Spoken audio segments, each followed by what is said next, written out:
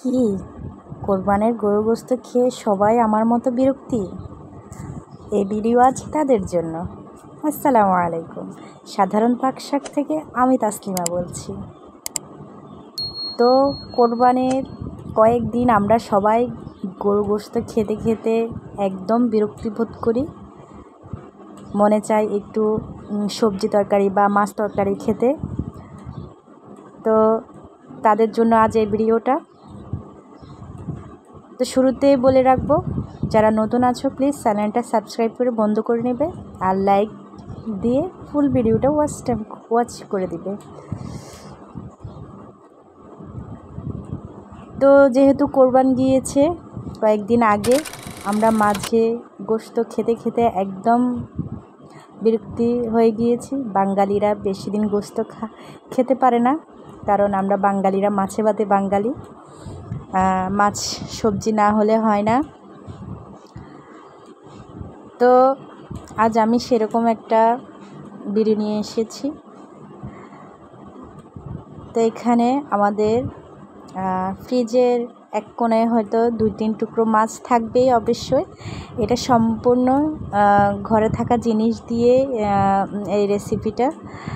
আর আমরা এখন গৃহিণীরা সবাই একটু ছাদ বাগান করি, আর সেখানে অবশ্যই শাকসবজি থাকেই।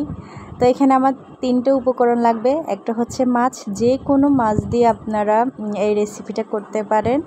ভীষণ মজা, ট্রাই না করলে হবে বুঝবেন না। এটা একটা হাতে মাখা রেসিপি, মাছের তরকারি বলতে পারেন। তো যারা আপনারা এই কোরবানির গোশত খেয়ে খেয়ে আমার মতো বিরক্তি, তারা এই রেসিপিটা ট্রাই করতে পারবেন অবশ্যই। বিশ্বাস করব না, এত মজা। আমি আগে একবার ট্রাই করেছি, আমার থেকে ভালো লেগেছে, তাই এখন ভীষণ খেতে মন চাচ্ছে, তাই করে ফেলেছি আবারও, সেটা আপনাদের সাথে শেয়ার করলাম। তো এখানে আমি মাছটা লেবু আর লবণ দিয়ে ধুয়ে নিয়েছি ভালো করে। তারপরে এখানে দিয়ে আমাদের মশলা লাগতেছে অনেক গুলা, পেঁয়াজ কুচি, কাঁচামরিচ, আদা রসুন বাটা, লবণ ও হলুদের গুঁড়া, সামান্য একটু মরিচের গুঁড়া। তারপরে তেল দিয়ে আমি এটা ভালো করে কষলে মেখে নিব এটা। আর সেখানে আমি ধুয়ে রাখা মাছটা দিয়ে দিয়েছি। আপনারা মাছটা লেবু এবং লবণ দিয়ে ধুলে মাছের কোনো গন্ধই থাকবে না। যারা মাছের গন্ধের জন্য খেতে পারেন না, এভাবে ধুয়ে নেবেন, দেখবেন মাছের কোনো গন্ধই থাকবে না। তো এখানে আমি ভালো করে মেখে একটু পানি দিয়ে চুলার আঁচে বসিয়ে দিব। চুলার আঁচটা ধরে একটু টেনে আসলে আমি এগুলা উল্টে পাল্টে দিব। পানিটাও ভীষণ টেনে গিয়েছে, তেলে ভাব চলে আসছে। এ পর্যায়ে আমি আরেকটু কষানোর জন্য পানি দিয়ে দিব। তো এখানে আমি বেশিরভাগ এই রেসিপিটাতে কাঁচামরিচের ঝালটা ব্যবহার করতেছি বেশি। আপনারা যদি আপনাদের শুকনো মরিচের ঝাল পছন্দ, তাহলে শুকনো মরিচটা দিতে পারেন। তো আমি তো আপনাদেরকে প্রথম উপকরণের কথা বলেছি, এবার হচ্ছে দ্বিতীয় উপকরণগুলো।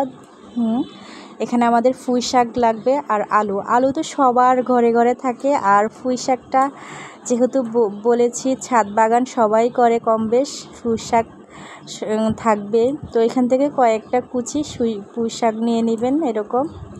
তো আমি মাছগুলো উঠিয়ে নিয়েছি। সেই মাছের ঝোলে আমি আবার আলুটা দিয়ে দিলাম, দিয়ে এখানে পেঁয়াজ আর কয়েকটা আবার মরিচ আর টমেটো দিয়ে আবার ভালো করে মেখে নিব।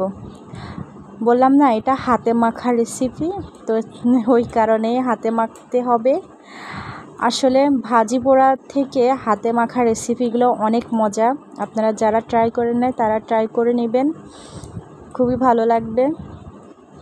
আর যারা মাছ ভাজি ছাড়া এমনি কাঁচা মাছ খেতে পারেন না, ওই যে ধোয়ার একটু টিপসটা ফলো করবেন। লেবুর রস আর লবণ দিয়ে একটু মেখে রাখবেন, দেখবেন যে কোনো মাছের গন্ধটা আপনার চলে যাবে নিমিষে। আপনি খেতে পারবেন মন ভরে, কোনো গন্ধ পাবেন না, মাছ ভাজি ছাড়াও খেতে পারবেন।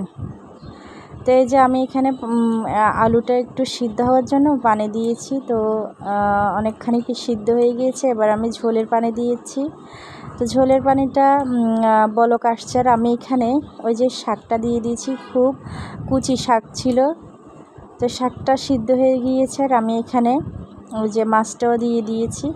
আপনার এখানে 1-2 পিস মাছ হলেও হবে, কোনো অসুবিধা হবে না, ভীষণ মজা। তো ফ্রিজের এক কোণে কয়েকটা ধনিয়া পাতা ছিল, তো ভাবলাম নষ্ট করব কেন, দিয়ে দিই, গ্রানটাও ভালো আসবে। আপনারা দেখিয়ে নিশ্চয়ই বুঝতে পারতেছেন কিছুটা হলেও, লুকটা দেখতেছেন, অনেক মজা হয়েছে, অনেক মজা। আসলে এই তরকারিটা দিয়ে 2-3 প্লেট এমনিই ভাত খেয়ে ফেলতে পারবেন। তো যারা গোশত খেতে খেতে বিরক্তি, তারা প্লিজ এটা একবার হলেও ট্রাই করবেন, ভীষণ মজা, ভীষণ মজা। আর ঝোল রাখতে চাইলে আরও বেশি রাখতে পারবেন, আর কমায় রাখতে চাইলে আরও কমিয়ে ফেলতে পারবেন আপনাদের ইচ্ছা মতো।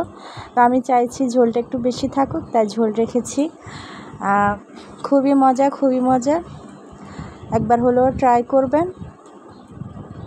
তো কীরকম হলো আমার এই সিম্পল মাছের রেসিপিটা, আমাকে কমেন্টস বক্সে অবশ্যই জানাবেন। আর ঈদ সবার কীরকম হলো সেটাও জানাবেন। আজ এই পর্যন্ত, আল্লাহ হাফেজ।